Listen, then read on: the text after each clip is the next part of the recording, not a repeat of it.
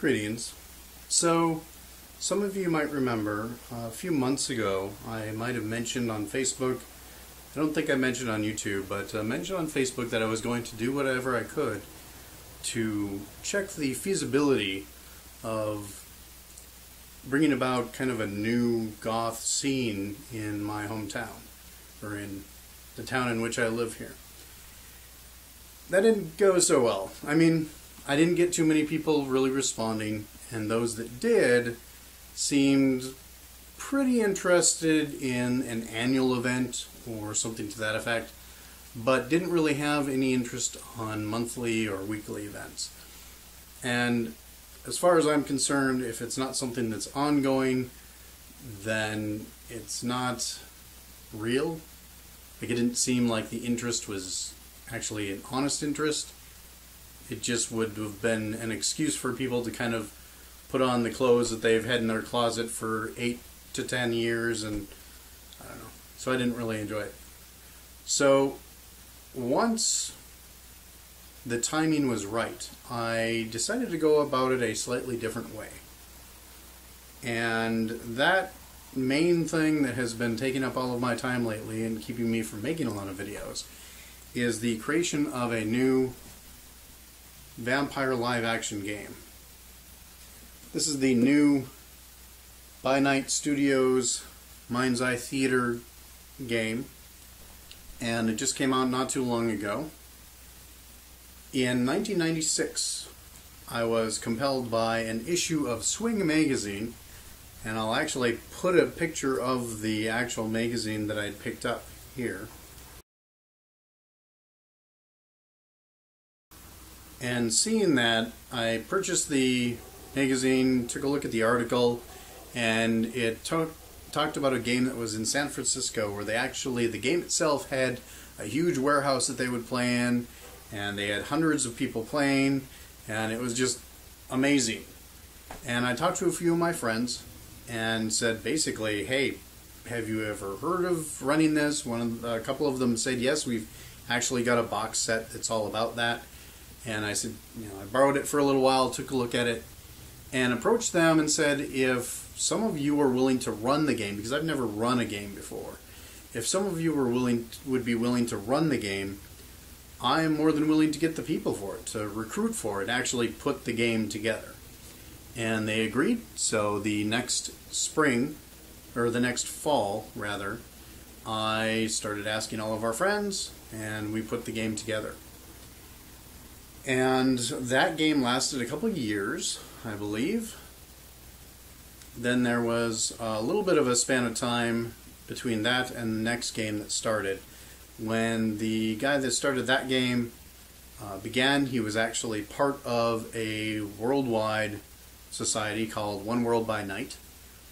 And the name of our game here was Night Phoenix at that point in time. Eventually we did end up changing it to Within Shadow's Reach, which I believe is still the name of that particular game that goes on. And there were some aspects of that worldwide game that I found interesting, but overall, because they needed to have a cohesive kind of meta plot, primary plot line, or at least timeline of events worldwide, they were forced to put a lot of control of the individual games under kind of the umbrella of that organization, which didn't really work very well. I didn't like the way that ended up working. So, and there were a few interpersonal relationship problems that happened for me within our game locally, and so I stopped playing for quite a while, probably maybe 4 or 5 years. And now, and I'd also had 1 or 2 other games that I'd started up. They ran for a year or half a year or so, and then kind of petered out, or I became too busy with other things and had to stop the game. But with this particular one, with this new system coming out, and quite a few of my friends eager to try it, I put together a new game, and we're going to have our first actual game session this Sunday, and so I'm really kind of enthusiastic about that. For those of you who don't really know anything about the game of Vampire, the idea behind it is that the first vampire is Cain, cursed by God and angels that he sent to Cain to ask him to set aside his pride and come back to God. Cain essentially gives them the middle finger, so they give a middle finger back and curse him to burn in sunlight, sleep during the day, and all the other curses that are kind of affiliated with vampires. Cain creates other vampires, and so you end up with generations of vampires, each consecutive one a little bit weaker as a vampire the further they are from Cain. Cain goes into hiding.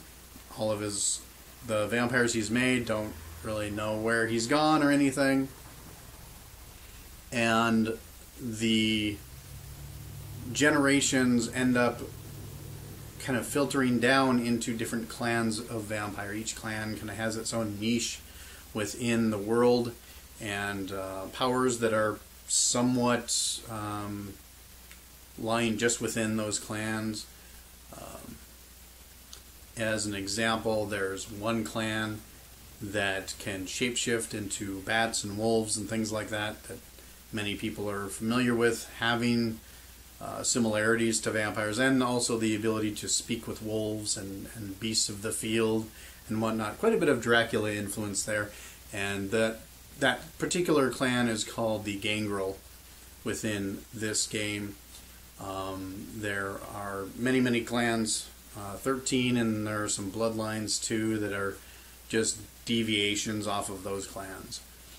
And in this particular game that we're having here in Fargo, we're limiting people to 4 of the main clans. The Malkavians, who are cursed with madness, and they're pretty scary powers to be able to kind of make that madness contagious to others. The second clan people can play are the Bruja, and they're, for the most part, kind of like what Braveheart described as warrior poets, but in the modern age they mainly they run on the street with gangs, and so there's a lot of heavy influence from that there with the Bruja. And the Toreador, who are all artists and lovers of art. They're typically fairly attractive, and so you get a lot of that vampire sexiness in there with the Toreador clan. And the Ventru, which are the kings of old, the vampires who typically would lord over lands in the Middle Ages from their castles, and in the modern age they are businessmen and CEOs of mega corporations and use that wealth to influence those that they want to influence. The reason that we've set it just with those 4 clans, apart from all of the rest, we wanted to maintain a feeling of this city being kind of cut off from the rest of society and out here in the boondocks of North Dakota. And most of the struggle we wanted to be within these family lines. And the storyline even has had the different clans separated from one another. And so finally, as the game begins, they're being brought together, and the prince, the head leader of the vampires in the city, is trying to bring everyone together and kind of create the society that is known of in other places and bring them out of their previous barbarism, essentially. And so I think it'll be very, very interesting. But that has been keeping me extremely busy lately. I've had to create a lot of plot lines. I've created a website for the game and done a lot of work. I am portraying the prince, the Toreador, who is in charge of everything. And so it's been a while. I'm honestly a little bit nervous to be playing again, but looking forward to it. And I think the game will be a lot of fun for people. But that's what's really been kind of taking up a lot of my time, aside from school and work and whatnot. I also have the yearly convention coming up that I've mentioned to some people, I'm not involved in operating that, but it's still an event that's coming up that I'm going to be attending. So that should be fun too, but yet again, it's more things to do. So that's what's been keeping me so busy, and thanks.